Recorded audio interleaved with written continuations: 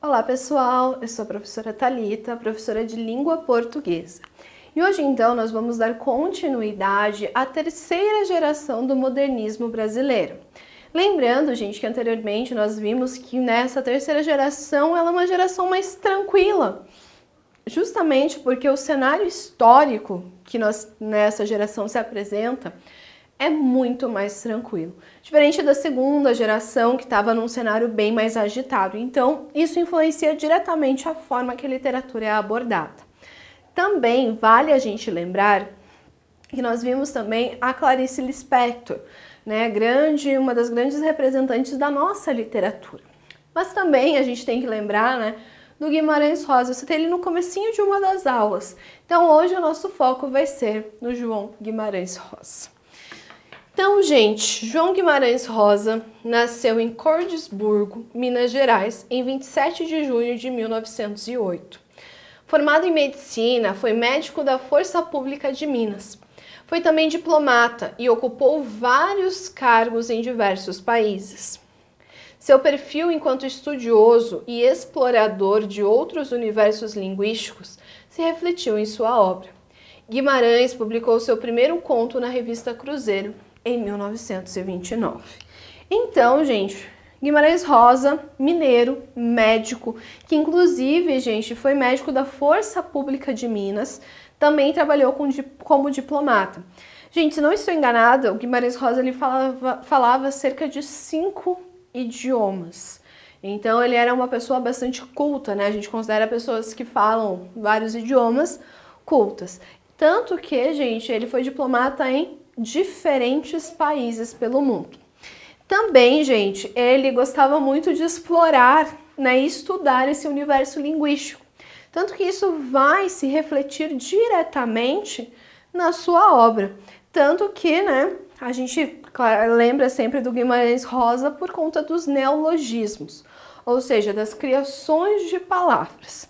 Também, gente, o seu primeiro conto foi publicado em 1929. Só que no ano de 36, gente, ele recebeu o prêmio da Academia Brasileira de Letras, com elogios do poeta Guilherme de Almeida pela coletânea de versos Magma. Sua obra passou a ocupar um lugar de destaque na literatura brasileira a partir da publicação do livro de contos Sagarana, de 1946. Guimarães Rosa promoveu uma revolução no regionalismo literário e voltou os olhares da crítica para o código de arte que utilizava a sua estrondosa invenção de linguagem. Então, o que a gente percebe, gente? Guimarães Rosa, né, começou super bem, ganhou um prêmio da Academia Brasileira de Letras. Tanto que, gente, até um poeta da época elogiou, né, então a sua coletânea de versos. É engraçado porque ele começou no mundo da poesia também, mas a gente vai lembrar mais da obra do Guimarães no universo da prosa. E também, gente, em 46, quando ele publica Sagarana, que é uma palavra híbrida, né? Saga vem do inglês, Irana vem do tupi. Então, ele faz essa mescla, né, das palavras. Ele vai, então, ocupar um lugar de muito destaque na literatura brasileira. Vale até lembrar, gente, que ele foi eleito para fazer parte da Academia Brasileira de Letras. Ele demorou muito para aceitar, ele ficava, mas será? Cerca de 3 anos ele ficou nessa dúvida. Quando ele aceitou, gente, ele morreu 3 dias depois. Então, só para a gente ver como a história do Guimarães Rosa é. E também, gente, ele vai ser um escritor regionalista, mas ele vai fazer isso, gente, de forma bastante diferente. Tanto que ele vai focar, né, principalmente na crítica para o código de arte.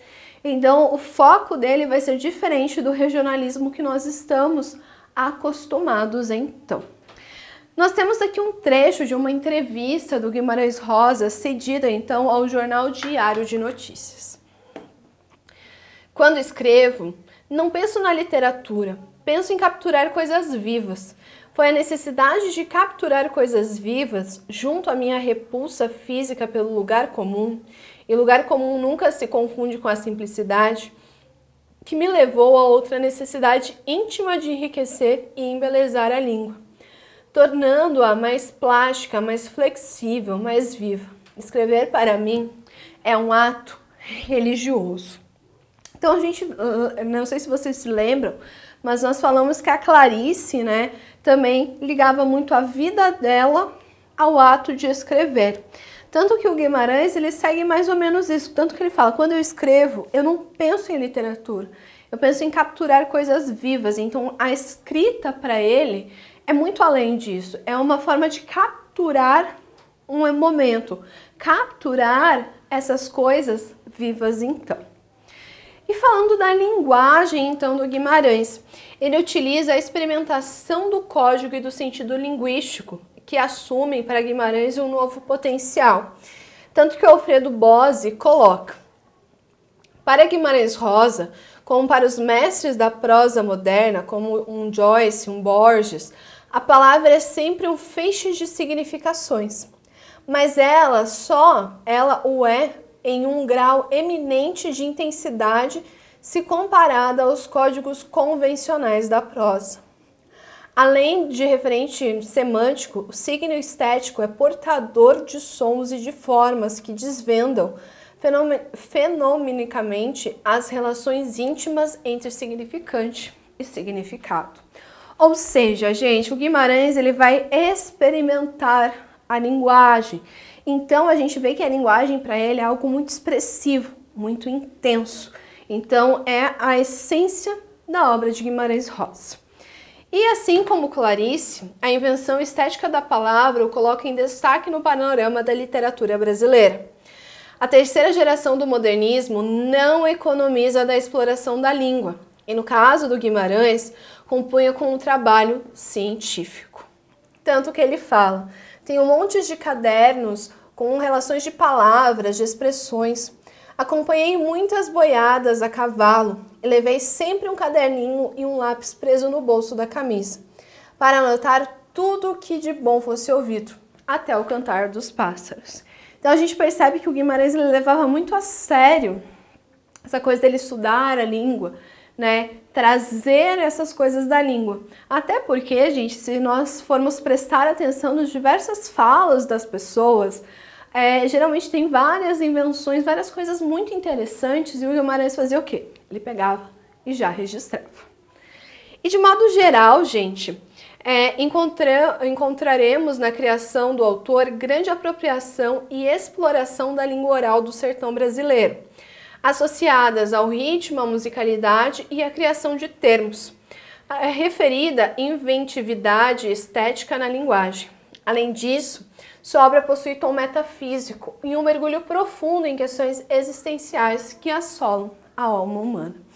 Então, gente, o Guimarães ele vai trazer muito dessa linguagem oral do sertão brasileiro. Mas, gente, com isso ele vai, mesclar com ritmo, musicalidade, a criação de termos. Então, essa estética aqui linguística para o Guimarães Rosa, ela é a essência de sua obra. E, gente, também a sua obra tem um tom metafísico, justamente porque ele traz essas questões existenciais que assolam, então, a alma humana. E falando sobre o ritmo da prosa, nós temos um trecho aqui de O Burrinho Pedrez, de Sagarana.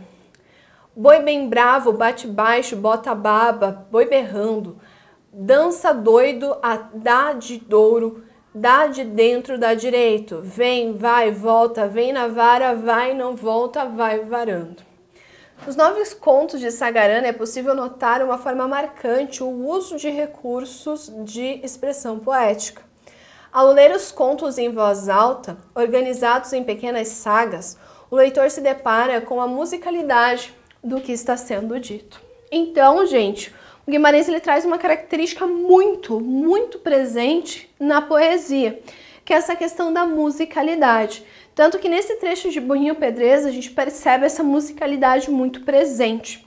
Justamente porque no fragmento do conto que abre a obra sagarana, intitulado Burrinho Pedrez, a presença da aliteração das consoantes B, D e V, evidenciando respectivamente B, o berro do boi, D, seus passos e o V, a sua movimentação.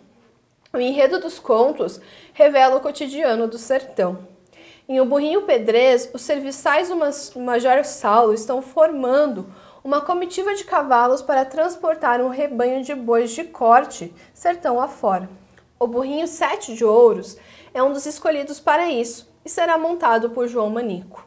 Essa travessia revela histórias populares contadas pelos vaqueiros e os dramas do burrinho. 7 de ouros, desprezado por ser apenas um burro, é o grande herói da travessia.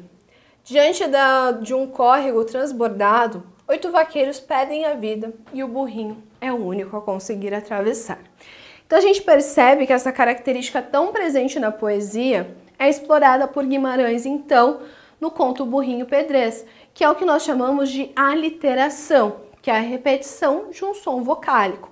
E com isso ele traz a musicalidade, então, para a sua obra. Nesse conto, gente, que abre, então, Sagarana, nós observamos que ele está justamente, falando de um burrinho que foi desprezado.